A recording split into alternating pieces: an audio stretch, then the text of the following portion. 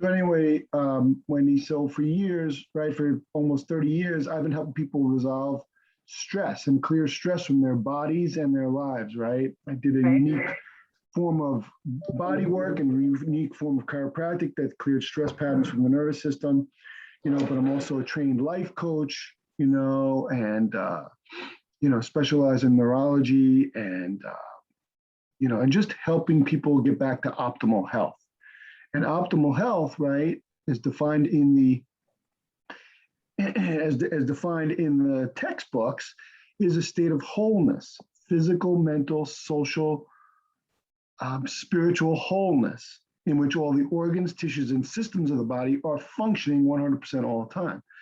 So I realized, along my journey that to really the key to being well and staying well, healthy body, mind, spirit, okay, was our thoughts. And not just our thoughts, but how we process our thoughts, right? It's not so much our thoughts that, that control our emotional well-being. It's more our judgments. It's more our thoughts and judgments about our thoughts. And so the coaching that I do now is to teach people how to I teach people how to end stress and conflict forever, okay, by living their divine, passionate authenticity, by finding who they really are, okay, and clearing all the blocks from and interference from being truly living who they are on all levels. And when we do that, no matter what happens in life, we're always connected to a deep inner peace, love, connection, and personal power. So that's what I've been focusing on more in the market now. And I can do that virtually, which I love doing. It's my passion. It's harder to do it. Well, you can reach a lot more people for sure at one time. Yep. Yep. So that's what I love doing, So because my journey, and I guess I'll jump in now because, if people come on, that'll be great. So, for me, right, my journey was I lived in a family that, they were good people, right? Everybody, I had my parents stayed together, but, the dysfunction in my family was, a lot of narcissism, selfishness, narcissism, things like that. People focused on their own physical and emotional needs and not so much others, right? And when I was little, like for example, emotion, I wasn't allowed to be myself, right? I had to be how my parents wanted me to be. And this is true in a lot of cases, right? We want our kids to be a certain way because we were taught to be a certain way, and we think there's a way that you're supposed to be, right? To fit into society or whatever our parents told us or whatever. So, mine was the same thing where, I really had to be a certain way in order to get love and praise, right? If I was a good boy, meaning that I did what my parents wanted me to do, right? I was acting in a way that they wanted me to be, it was fulfilling their wants and needs. So if I was, doing that, then I was a good boy. If I wasn't doing what they wanted me to do, then I was a bad boy. And I'd get yelled at, or they'd withdraw their love, or, give me the silent treatment, or I'd get punished or something. And most of us have a similar experience, right? I mean, we're taught to, most parents, and this is getting to our topic today, which is, that really there are no shoulds and have tos. And we trap ourselves in our own minds of having shoulds and have tos in our lives. And it really takes away from our joy, our freedom, and our authenticity. Because, and I'll explain this as we go along, we're really living from an external idea of how I'm supposed to be. Because and it causes pain and suffering. And it causes stress and conflict, all of it. Because, most of us, right, like we were saying, we're taught by parents that this is how you should be, that's not how you shouldn't be, right? And most parents, right, don't really know how to, how to teach our children, because parents are supposed to teach our children, right? All of us, we're supposed to teach our children how to do life and how to be, a healthy, self-reliant, mature, independent adults, authentic adults, right? Interacting with other people and interacting with groups and interacting with ourselves, to create a healthy, productive family and life and society. But most parents don't really know how to do that. And so most of us were in an autocratic family. Parents would teach autocratically, which meant that they're the authority, all right? They're in control, and you need to do what they tell you. So we learned as children, most of us, right, that we needed to do what our parents wanted us to do. And we were never taught how to get out of that. And so what happens is our minds learned how to rely on things outside of us to tell us whether we're doing the right thing or not. Am I being a good person or not? Okay, and so we constantly do that, and we take that into adulthood. Again, because we were never taught how to be independent, self-reliant, right? Authentic, healthy adults. So, usually we got to learn that along the way. So, so what happens is, right, we go through life in our minds, perceiving that externals, I'm looking for externals to tell me what who I need to be, what I need to do, those kind of things. And that's where the shoulds and the have tos come from. I should be, more quiet, right? I should be more respectful. I should be polite. I have to be polite, right? These are shoulds and have to. I have to go to work. I have to clean my room. I have to, be nice to my sister. I have to be nice to other people. And I'm going back and forth, right? Childhood to adulthood, childhood, I have to be, and all these shoulds and have tos we do because our mind is automatically trained from childhood to look to externals for how we should be or what we're supposed to be, in order to get love and praise, in order to be good, right? In other people's minds and in our minds. So we were just trained to do this ourselves, but it traps us from being authentic.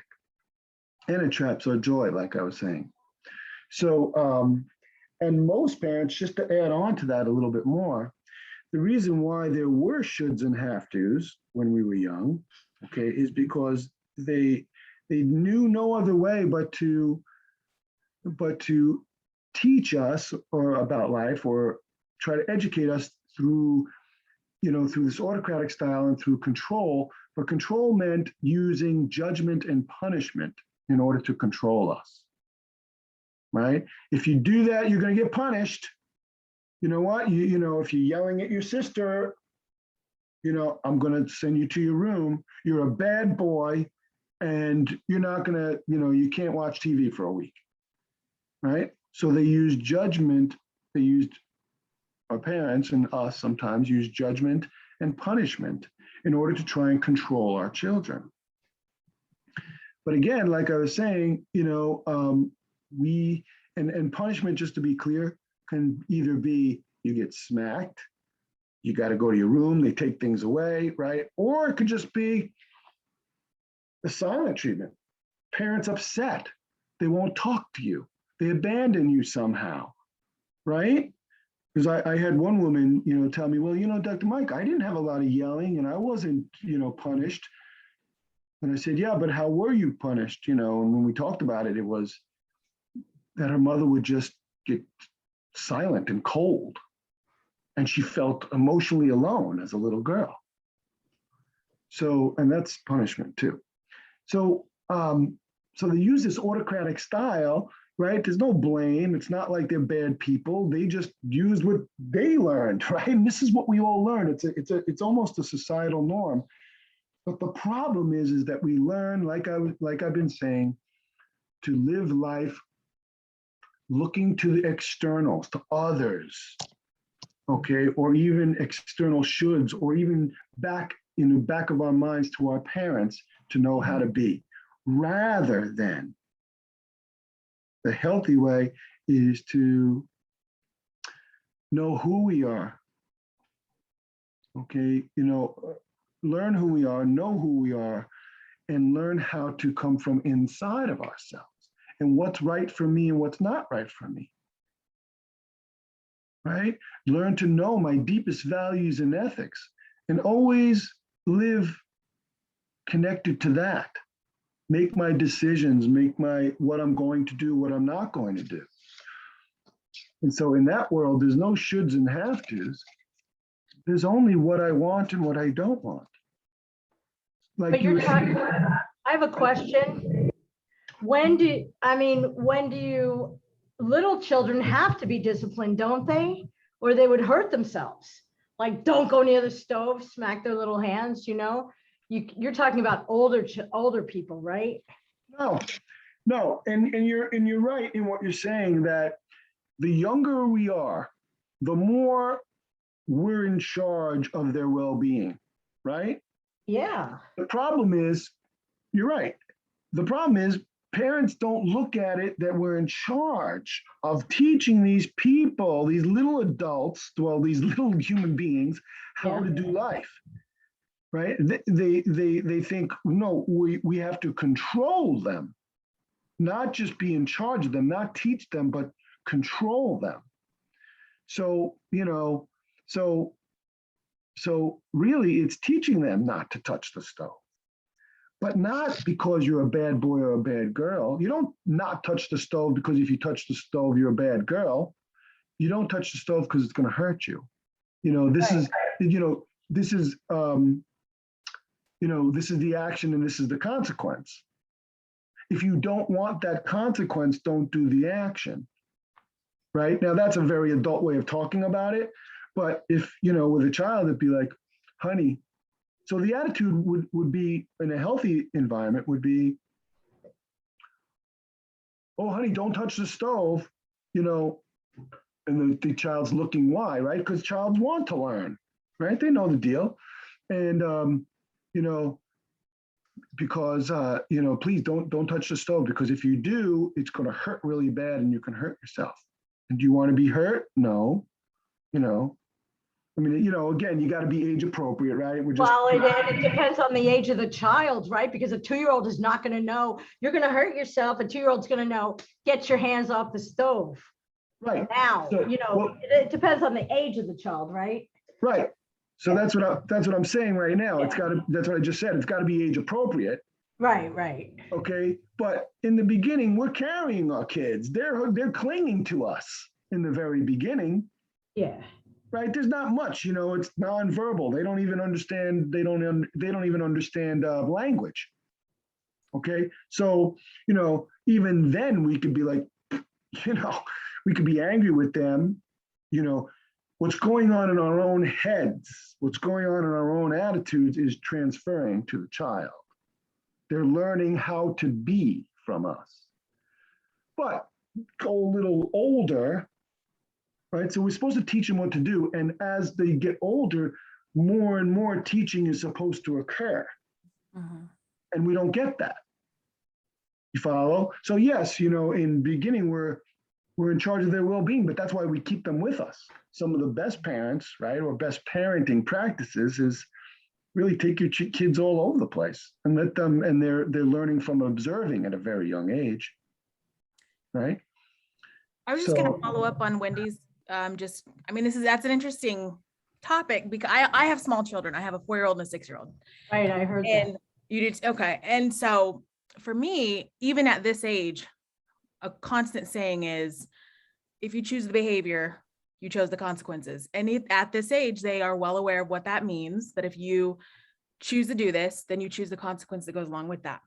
But one thing I feel like into my core, like when they were smaller, like 2, and me and my brother go back and forth on this, I felt like when they were that little, and really it's hard for them to understand, it wasn't their, like if like the stove's like a stove in that example, it's not their fault. If something happens, that's my responsibility.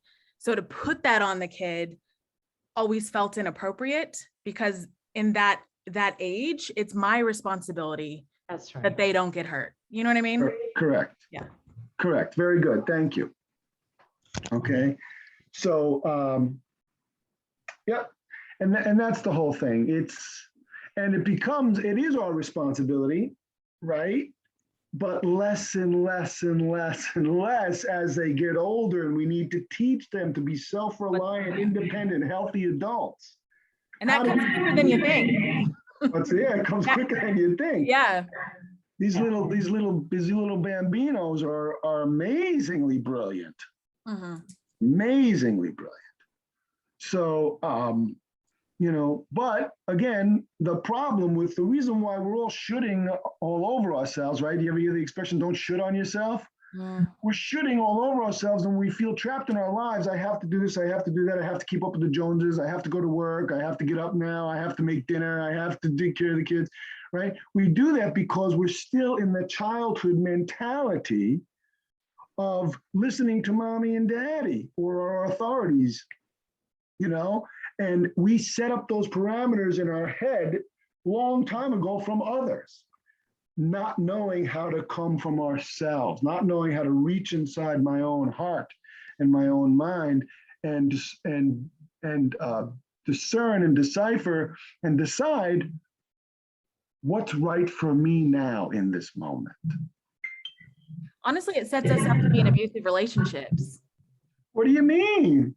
Well, that just resonates with me when you're saying that, like, if we're all used to being told what to do all the time, which is true, it's true. We're all used to, or being punished for not doing it right. That's all you know, instead of choosing what's the right thing. And so you look for a partner who does those same things. And that is abuse when you're an adult, That's exactly right. It's abuse when we're kids too.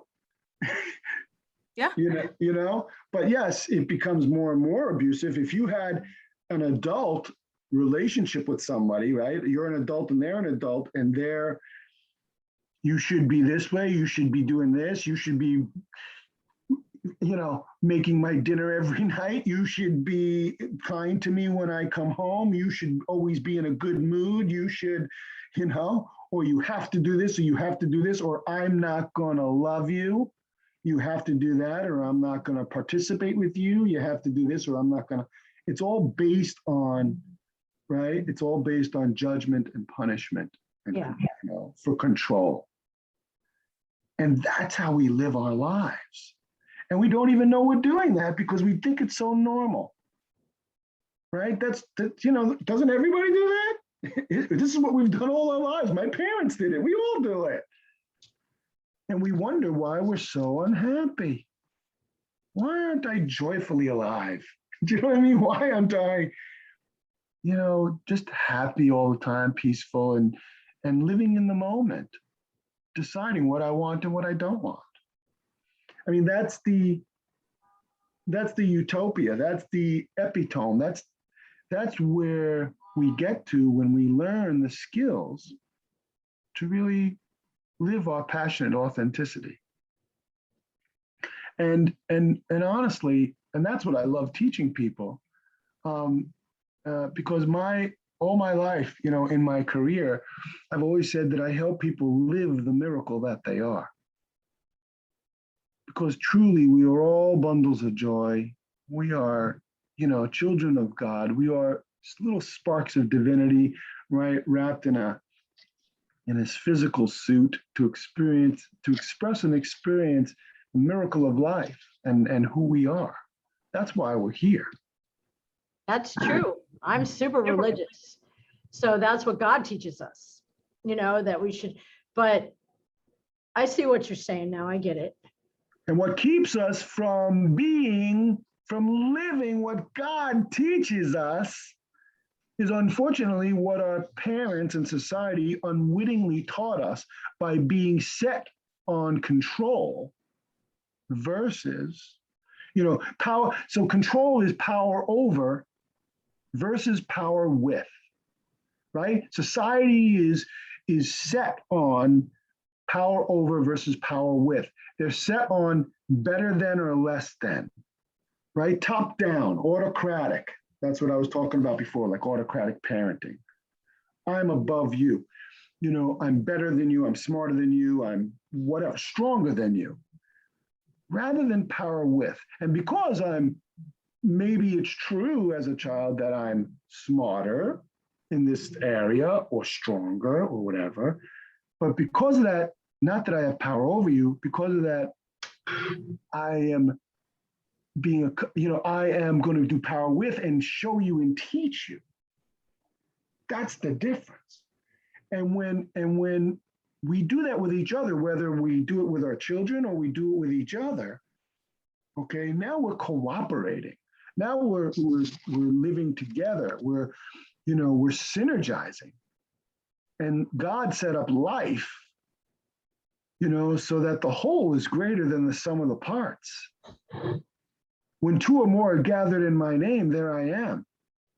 Therefore, when you and I get together to synergize, and we'll go power with, in this case, right? Well, God is the third party, right? And there's infinite wisdom, there's infinite love, there's infinite possibility. So how do we live that? One of the ways that we're talking about today, okay, is recognizing that all shoulds and have tos come from this autocratic power over paradigm that we were taught as children because our parents believed, okay, that they had power over us and were taught how to gain power over us with judgment and punishment. But really, and the Bible will say this, because that's my passion, Wendy, is spirituality. Oh, That's why I do this. I do this to help people live the miracle that they are, the authentic miracle. well, you're not supposed to judge people. Right. But we do, don't we? Well, I guess so. Yeah, and we judge ourselves constantly. Yeah, it's true. Oops. Because we were taught to do that. Our minds were taught how to do that from our parents and our elders. So, and all that doesn't allow us to live the authentic miracle that we truly are. And the truth is, because God is, Mahatma Gandhi said, there's no God higher than truth. I don't know if it's in the Bible, but in the dictionary it says that God is defined as the ultimate reality. So there's lots of disciplines. Yeah. Huh. God is the ultimate reality. Well, God's hard to define, right? It's defined perhaps in many ways, in many disciplines, but it all has that theme that there's no God higher than truth. Jesus said, the truth shall set you free. Well, you need to dwell in the house of the Lord. House of the Lord is in the truth. And there's a lot more, and then the journey becomes what I actually teach people is 5 essential keys on how to live in the truth. 5 essential life skills that we never got. Okay, that we never mastered, really. We may have gotten them, but we never really mastered them. Or we mastered one, but we didn't master the others. To live in the truth, which is to live I'm gonna take notes. in the Trinity of me, the truth of myself, the truth of you, and the truth of God. All the same. All not exactly the same. It's like different drops of water, but we're all drops of water. Little different amount of particles in each of us, but we're all the same essence. So, so one of the things is realizing, and that's what I need to stick to in this particular class, is realizing that shoulds and have tos don't really exist, because it's all based in that autocratic control power over model that really is based in fear and judgment and punishment, which never works. Punishment doesn't work. I mean, they punished Jesus. Did it work to end Christianity? No, but they had to make it. Yeah, but what I'm saying is punishment never works. They tried to end Christianity by ending Christ. Did it work? No way. They increased it. So the only thing that works for happiness and everlasting peace is living the truth. And what I say is I help people to find and live their divine, passionate authenticity. Because passion is also a wonderful part of life, right? Not only knowing who I am, but passion, right, can be pass I on. Passion. Okay. Passion is not only am I living my truth, but I'm sharing who I am with the world. I'm passionate. You're going to know who I am. I'm going to know who you are, and we're going to just delight in our differences. I've got a lunch order that I'm waiting on. So if you just give me 1 second, I'm just going to mute myself and get sorry about that. Okay. You can mute yourself anytime, mute and unmute.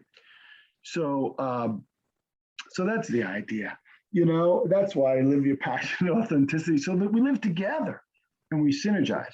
But if we live under the model of, judgment and punishment, shoulds and have tos, we block our own ability to know ourselves.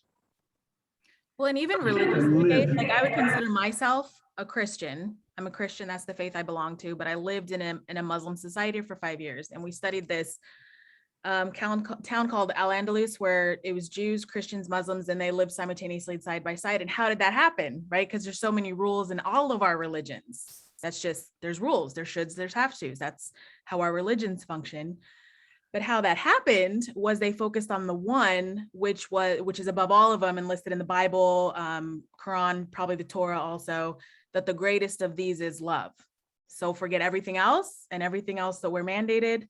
If you focus on this part, we can all do this together, kind of a thing. And that's actually Corinthians. And that's not in the Torah, because I was raised in a Jewish household. So when I told my parents I wanted to be, that I was Christian, boy, did I get it. You just stabbed me in the heart. Why? And they were not even religious, but I didn't care, because that's what I found to be the truth. But yeah, I mean, love is the greatest of all. That's right. And if you don't love yourself, right, Dr. Berlin, how can you love anybody? Yeah, and again, there's lots of different, like I said, there's 5 keys that people need to master, right? And just to mention them, there are, setting the right intention. Like, what's the intention for myself and my life, right? What do I want to be in the world of fear and control and power over, or do I want to be in the world of love and to, union and togetherness and, learning to be open and living in the world of possibility? What's my intention, right? And then, so it's learning how to set the right intention. And then, the second skill is taking your power back with extreme emotional ownership, knowing that I create my own reality. Okay, I am in charge of my own emotional well-being, and nothing else, no one else and nothing else in the world is responsible for my own well-being and my own emotional well-being, right? And that means getting rid of blame. Okay, there's no politics, no husbands, wives, kids, money, anything that controls my emotional well-being. Only I am in charge. And so it's really mastering these things, not just knowing them, right? Because there's a difference between understanding something and truly being it. Living it and then being it. So, and then the third essential skill is learning to love and forgive yourself completely. How do I learn to love and forgive myself completely? And therefore, I can do that with others as well. The fourth skill, essential life skill, is to learn how to get connected and stay connected in the moment, in the truth of the moment. Because, like we said before, it's only in the moment, it's only in the truth that there's any peace and salvation. God is only in the truth. The past and the future are all illusions. They either occurred before or they didn't occur yet. So what's occurring now is the truth, and God is only in the truth. It's in reality. So it's how do I connect there? How do I stay there? How do I get there even when I'm triggered? How do I dwell there in the house of the Lord and the truth? So that's the fourth skill. The fifth essential life skill is to learn how to know yourself and speak your passionate truth. How to really speak authentically for myself, coming from my deepest values and ethics, to be a representation of what's truly deeply important to me and live that in every moment, even when thy enemy is against you. But if I am love, then I must be love even then. Because I want to be, not because I have to be, not because I should be. Because I'm coming from my internal self, not from some should or have to that someone else told me. Religions, because you guys were talking about religions, try to use shoulds and have tos and rules. Because quite honestly, people don't trust people. So they think they need to control you. And the truth of the matter is that there are some people who are untrustable. And there are times when we are untrustable, right? I'm reacting to something, I'm scared, and okay. But we live society, I think, most of society is, and religions and things, even now during the freaking pandemic, right? They're treating people for the worst of us, how to protect the worst of us, not to promote the best of us. Do you know what I'm saying? Like, they're trying to control against the bad eggs, right? And affecting all of us rather than, trusting people, educate people, trust us, teach us how to work together, not control us with punishment and right, judgment and punishment. And, come on. So, but what happens is, they're, I can't think of the word right now, but what I'm trying to say is way too much, the human race still protects against our lowest common denominator rather than realizing our light and our beauty and fostering that. You don't lock down the world for a few, and I'm not talking about the pandemic right now, all right? But I'm saying you don't lock down the world for a few bad apples. You handle those apples. Anyway, I lost my train of thought, but you get the idea. So, like we focus on what separates us rather than what defines us as the same. yes, Yeah. And it's like, I can't think of an example right now, but it's like, if there's a possibility that something can go wrong, right? But there's way more possibilities that everything's going to go right. We'll focus on the thing that can go wrong, and we protect against the thing that's going to go wrong, right? Rather than fostering the thing that's going to, then building up and fostering the thing that'll go right. And then, it's like that saying that says, expect the best, but prepare for the worst. We forget to expect the best. And we constantly are, preparing for the worst. And we prepare and just take that down to human interaction between you and me, right? we're preparing for the worst. Most of us live defensively. We're looking at each other, a lot of mistrust, a lot of, I'm sorry, I'm just not connecting with it right now, but I think you guys get the genre of what I'm saying, and we live our lives. So that's why religion, maybe I'm coming back to it now, religion has these rules and the shoulds and have tos, because there's going to be a person who's going to go out of the box. But most of the congregation won't, because they're decent human beings. There's going to be times where I'm going to do something that's not right. But most of the time, I'm a healthy, happy, loving human being. Well, how many people really live in the truth? That's what I found. Most people like to lie to themselves all the time. We lie to Don't ourselves. they? Who lives in the truth? How many people? I can name a handful. Yeah, maybe you, maybe me. I can't lie because I won't lie, because I don't want to lie. But some people are just, everybody else I know lives in a fantasy world, even doctors. Yeah, and they think they're not. I know. They believe their lies. That's true. Most people believe their own lies. And how many people can you really trust? So Wendy, you can't judge other people because you can't control them. I never would. I just set a good example by being happy all the time. That's all I do. I just set a good example. I mean, that's all you can do. and Wendy, that's beautiful, because what you just named, what you just showed us, right? I can't trust anybody because people are lying all the time, right? That's what the world believes. Because and that's how we react and to the world, and that's how we set up our systems, like religion, like governments, like that's how we set up our systems, because we don't trust people. And the reason we don't trust people, where most of our hearts are beautiful, but we don't trust it. We focus on the small parts of us that lie. And then we live in that world, like you said, Wendy, and we keep managing that world. So now you're making me have to lie because you're lying. I don't want to lie. Okay, so I'm just not going to deal with you. And why are people lying? How do we learn to lie? Ladies, how did we learn to lie? We don't want to be punished. Yeah, we don't want to be punished. We want to control somebody else. We want to get what we want, no matter what other people want. We don't learn to work together. We don't do power with.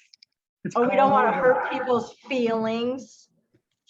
That's hard. That's a hard one. Like, my brother keeps me on my toes because he just found out he had lupus, and I don't know if you guys know what this is. He's a Meshuggah. He's a crazy person. He's a designer, and pretty much he's broke, and he just puts so much pressure on people. You really want to lie, because you want to tell him what he wants to hear. You don't want to hear his cruel and judgmental self yelling at you.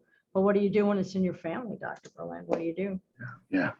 So I'm sorry about that, Wendy. It's hard. I just keep my mouth shut all the time. I don't say anything. Yeah. I don't want to lie. I just don't answer, and I just get screamed at all the time by him. And I don't do anything wrong. I just help him financially and physically. And he just got diagnosed with lupus. He drives himself crazy.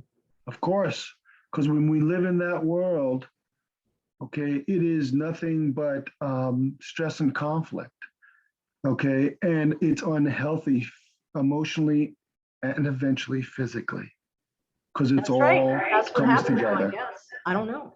That's what happens to all of us.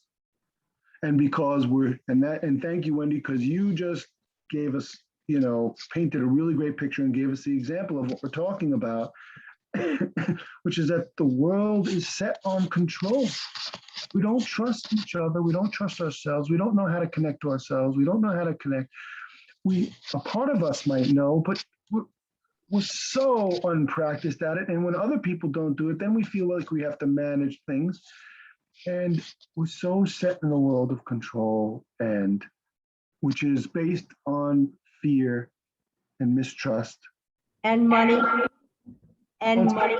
Well, it's power over versus power and power under. Either, It's not power with, right? And so I feel like because I was taught as a child with punishment, judgment, and punishment, okay, I feel like, that I have to manipulate and control in order to get what I want and to be free and to have my own life. And, and then I have to control others also, judge them and control others. And I have to judge and, judge and punish others, judge and punish myself. And that's just the way life works. And I just keep managing that. And most of us live there. And most of us that I've met have this quiet desperation of wanting to get out. We know it's not right. Our lives are not what we imagined they could be when we were in times that we were connected, when we dreamed. And we wonder how we get trapped in all these shoulds and have tos, because that's how they show up. We do it to ourselves, we do it to others. We do it to others, we do it to ourselves. Because that's how we were taught, because again, going back to everything you guys were saying, because we're afraid and we don't know how to connect to ourselves. And what all religions, Mackenzie, you were saying about how all religions, right? And what all religions are, in their foundation, like you said, is love and God. Like there's a higher power, and maybe there's, and there's a higher wisdom, and there's love. And most religions, by far, that's their foundation. And they're all, in their own ways, trying to teach how to stay connected with that, how to live that, to err is human, to forgive divine. And so, but they create these, governments and religions and things like that to try and corral people in, to control them, because to err is human. And, how are we going to control all these people? How are we going to get them to really see and get them to really live and dwell in the house of the Lord and go back to peace and love? How are we going to get them to do this? And what I say is, you're not. You're not. Okay? Be the change you want to see in the world.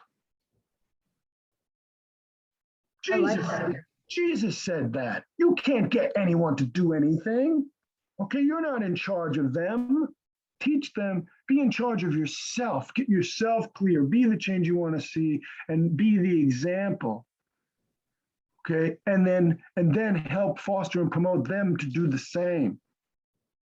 And if they do the same, if they want it, serve That's them. right. Serve them. That's the key, though, if they want it. If they want it. If they don't, they don't. But then how do I take care of myself, Wendy, when someone I love and care about or want a relationship with doesn't want it?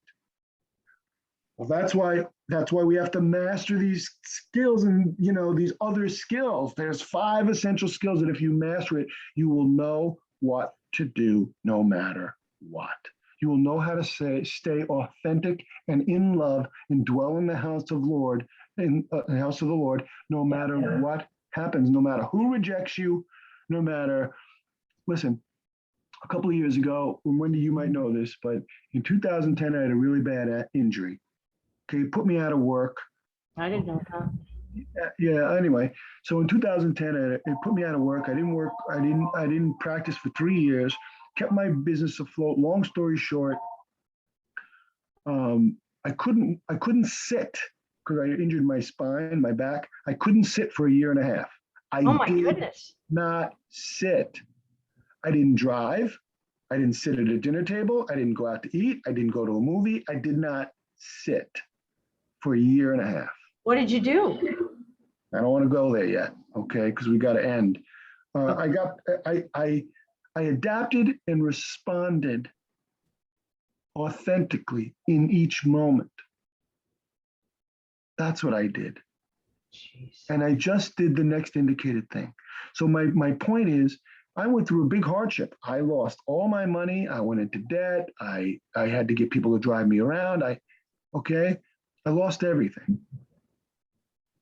And I tell people, even though it was a very hard time, I suffered very little. Most of the time I was grateful because of these things that I'm trying to teach people, that I'm learning how to teach, and which is how to live in the moment and just do the next indicated thing. Look, do happens, right? I mean, life isn't always, there's the ups and downs of life, because that's how it is. There's night and day. There's light and dark. That's the way it is, both in us and around us.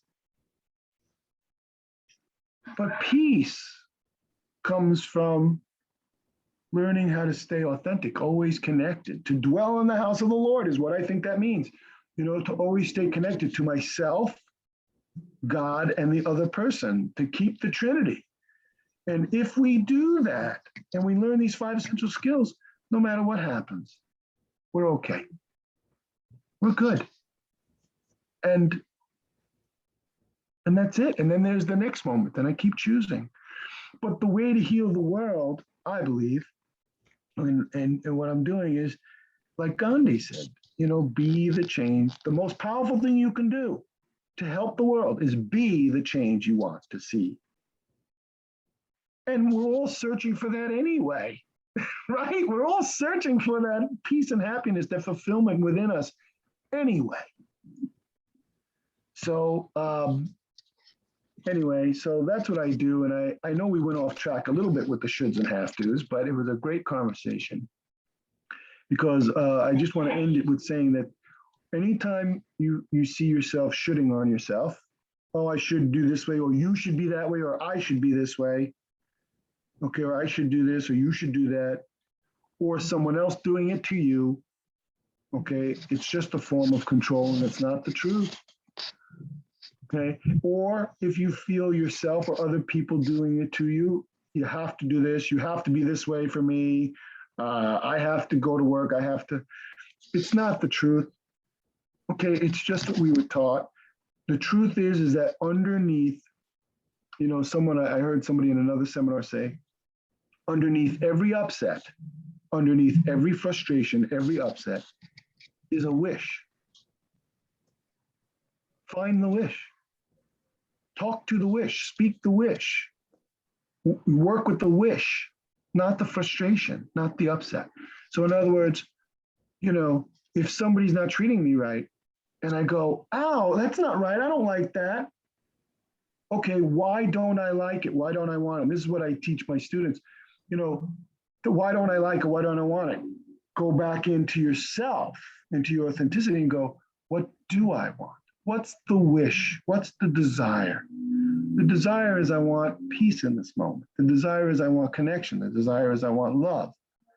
So then coming from that place, rather than being defensive, I can come from that authentic place and speak my passionate truth and speak about what's happening for me now, and what I want. And then you see, then it colors my behaviors and my thinking to focus more on what I do want, not try to protect against what I don't want. Because if I protect against what I don't want, then I live in your world, Wendy, what you were saying with your brother and stuff. Ugh, And I don't want to live. I want to live in the world of talking about what I do want and what do you want? And how can I serve you? And how could we synergize? How could we create the win-win together? That's the idea. yeah. Okay? That's how we live in peace. I'm going to Together. try it today. When I go over there, I have to go over there today. I go over 3 times a week, and listen to this. He doesn't pay me or anything, but I clean his house because he's like a hoarder and he has all this stuff everywhere. His 2 apartments. It's crazy. I mean, I feel so bad, like he's like not normal. And I'm like, Mark, I can't even believe we grew up in the same house. He's 5.5 years younger than me, but he's very talented. He's got this business that completely failed. So we're trying to get it back on. All of his friends are super wealthy. He has nothing. I've been helping him for like 2 years, not only, but I'm helping him without getting paid, you know? And so he thinks I take care of my mom too. She's 83. She lives with me. She has senility. Okay. Since my dad passed away, I came and helped her because financially she couldn't make it, you know? So I help her. My dad's last words were, please take care of your mother. So I do. So my brother thinks he should get my mom's half of my mom's social security check just for being, you know, just for being in the family because nobody gave him an inheritance. No, they didn't, you know, but so what? I mean, he can't, but I'm going to try it. I'm going to try to not get upset when he yells and screams at me and just say, look, Mark, we're going to have to just do this. I want this. See, I never thought about that. I always thought about saying what he wants. Okay. Did you do this? Did you do that? And I'll say, I don't lie to him, but like if he's, you know, it's just weird. Yeah, it's weird. It's horrible, It's you know, horrible. but I'm not good. I feel like it's my family and I'm required, and I am because I love my brother. That's why I do it, obviously. But I mean, it's a crazy situation. It's crazy. Yeah. But hopefully it'll get better. You know, I don't know. Yep. I'm gonna try that. I'm gonna try to say, look, Mark, this is what I want to do. This is how I want to live. Instead of saying, okay, Mark, I'll do it now. Okay, Mark, let me be your slave. Okay, Mark, let me scrub your floors. I don't even mind doing that because he doesn't talk. Yeah. But it's just like he's so self-absorbed, he can't see anybody else, and he lives in a fantasy world. Yep. That's So- a hard so- challenge. Yep. So my recommendation, it is very difficult and I understand. And my recommendation would be, because this, you know, is constantly, if you can, constantly keep looking into your own heart and speak from there. What do I want? And share yourself. Okay. And not be attached to the outcome. Okay. Right? Because we can't control anybody or anything, and not be attached to the outcome. And I guarantee if you can be authentic enough and truly share yourself enough, it will be enough. You will be fulfilled no matter what he does. Well, I just have one more question. I'm sorry to drag this on, and I know it's not Questions are good, fine. but really to help me. He always, if I don't do what he wants, he threatens to kill himself. Yeah. So that's his way of control, right? So, you know, that's why Wendy, you know, one class does not a solution make. Yeah. Right? It takes about 6 months, which is a very short amount of time, but I work with people for about 6 months. It's a 6-month program. And in those 6 months, you get free. You know how to do this. You know, we do classes once a week. Some people do more private work with me also. But in those 6 months, you get free. You learn how to come from yourself. You learn how to stay authentic no matter what people throw at you.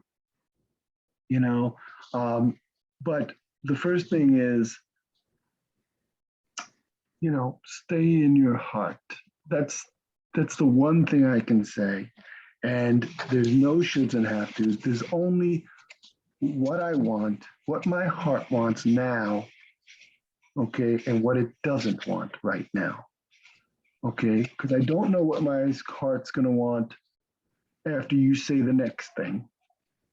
It might change, but it's staying in the moment. And what does my deepest self want now? What does my, you know, deepest values want right now?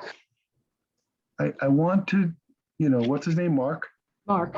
You know, Mark, I don't want to fight right now. Mark, I would love to have just peace and gentleness. Yeah, but I can't do this. I can't. I understand, Mark. And then be the change you want to see in the world. If you want peace in this moment, then be peace. Yeah. And come from there and just let life happen. See what happens if you just do that in the moment. Yeah. Because it will change things. I have to jump on another meeting, so I gotta go. So But Wendy, do I I. hope to see you next time. I want to hear Yeah, what. thank you. And good luck with you and your boys. God bless you. Thank All you. right, well, thank you, ladies. We're gonna, all right, thanks. See ya. Thanks. Bye. Bye, everybody. Talk soon. Bye.